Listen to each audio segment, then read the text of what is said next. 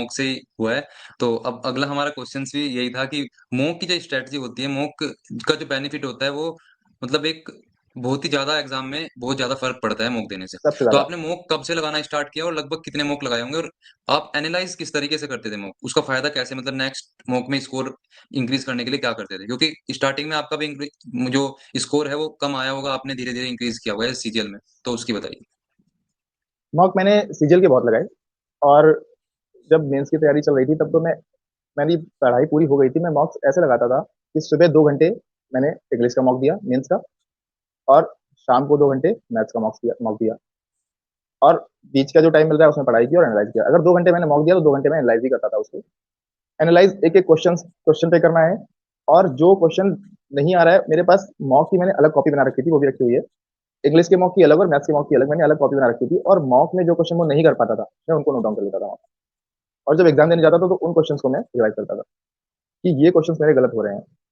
तो वो चीज़ें सबसे ज़्यादा बेनिफिट तो मॉक का ही हुआ है और दूसरी बात स्पीड भी मॉक से ही आती है। मेंस का दे रहे हैं, उनको देख रहे हैं। फिर उसके बाद सबसे बड़ी चीज़ जो काफ़ी बच्चे गलती करते हैं मॉक में, मैंने ये देखा है मतलब बहुत लोगों को देखा है कि वो स्कोर कंपेयर करते हैं कि पिछले मॉक में मेरे 165 आए थे, इस मॉक में मेरे 150 आए। ये नहीं करना है। परसेंटाइल कंपेयर करिए, परसेंटाइल। लेकिन बहुत लोगों को वो मॉक तो दे रहे हैं, उनको पता ही नहीं है परसेंटाइल क्या है। जी। हो सकता है कोई मॉक टफ हो, आपके मार्क्स कम आए, लेकिन वो सबके लिए टफ है। आपका कंपटीशन उस पर्टिकुलर क्वेश्चन पेपर से नहीं है। आपकी लड़ाई उस क्वेश्चन पेपर से नहीं, आपकी लड़ाई आपके साथ बैठने वाले लड़कों से है, आपके साथ बैठने वाले एस्पायरेंट्स से है। आपको उनसे बेहतर करना है। भले ही आप 10 में से सिर्फ 2 क्वेश्चन करें, लेकिन इंश्योर करें कि बाकी सबका 1 क्वेश्चन हुआ है। तो इस वजह से परसेंटाइल कंपेयर करते थे। परसेंटाइल कोशिश करें कि हमेशा 95 प्लस रहे, तभी अपने आप को कंपटीशन में माने। अगर नहीं है तो फिर उससे मेहनत की जरूरत है। मॉक थोड़ा सा कम करके पहले पढ़ाई पे ज्यादा ध्यान दें। ऐसा नहीं है कि आपका परसेंटाइल 80 आ रहा है, 85 आ रहा है या 70 आ रहा है कुछ का, तो फिर भी मॉक दिए पड़े हैं, मॉक दिए पड़े हैं। मुझे नहीं लगता कि बेनिफिट मिलेगा इससे।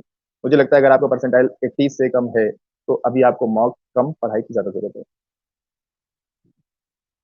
मतलब टॉप 5% में आपको रहना है, ऑब्वियसली 95% के ऐसा ऊपर। चल रहा है जी। अगर हम रियल एग्जाम का परसेंटाइल निकालेंगे तो 99 परसेंटाइल रहता है, क्योंकि एग्जाम जो मैंने दिया उसमें 12 लाख बच्चे बैठे और 12 लाख बच्चे में सिलेक्ट कितने हुए? सिर्फ 9,000। अब यहाँ से आप परसेंटाइल कैलकुलेट करेंगे तो 99.99 परसेंटाइल निकलेगा। बिल्कुल। लेकिन मॉक में कम से कम आप 95 पे तो फोकस करिए। अच्छा, आपका जो मॉक में स्कोर रहता था यूपीएससी से पहले वो कितना रहता था और एग्ज़ाम में मतलब कुछ डिफरेंस आया या इतना ही रहता था? अगर मॉक की बात करें तो उस टाइम यही चल रहा था, जो पुराने भी थे जिन्होंने पहले भी रखा था, या सबको यही बता रहे थे कि अगर आपके 300 आ गए तो आप क्वालिफाई हैं। तो एक अंदर से ये था कि 300, 300 तो यार बहुत आसान है। और जब मैं मॉक देता भी था तो 315, 320 आते थे मार्क्स। तो सब लोग कहते थे यार तुम्हारे तो आ रहे हैं, तुम्हारे तो आ रहे हैं। तो अंदर से ये लगता था कि चलो हो जाएगा, इतने मार्क्स तो आ रहे हैं। लेकिन वो सब गलत बता रहे थे। 300 पे सिलेक्शन नहीं था। और काफी ऐसे मेरे फ्रेंड्स थे जिन्होंने ये सोच रखा था कि 300 जाएगी, और उनके मार्क्स 310 से लेके 15 तक थे।